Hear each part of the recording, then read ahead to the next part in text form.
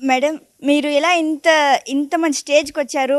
ఈ మధ్యలో మీరు ఎటువంటి క్రిటికల్స్ ఫేస్ చేశారు మేడం? కమ్యా నేను ఈ స్టేజ్కి ఇప్పుడు మీకు చెప్పినట్టు it is all hard work. ఏది ఈజీగా రాదు.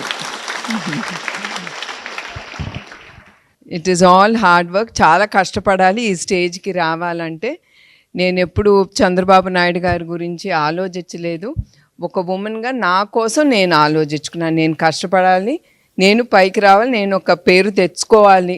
ఒక కంపెనీ నడుపుతున్నాను, నడిపేటప్పుడు అది నా బాధ్యత, దాన్ని సరిగా నడపటానికి. The leader is very very important. ఎక్కడైనా కూడా ఒక నాయకుడు అనేది చాలా ఇంపార్టెంట్.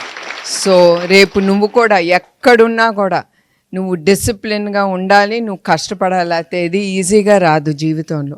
ఎవరో తెచ్చి నీకు ఇస్తారు నీ చేతులు అనుకోవటం, that's not okay. Government will help, 10 మంది వచ్చి నీకు సహాయం చేయొచ్చు, కానీ చివరికి అది నీ చేతిలో ఉంటుంది. నువ్వు కష్టపడి నువ్వు పైకి రావాలి.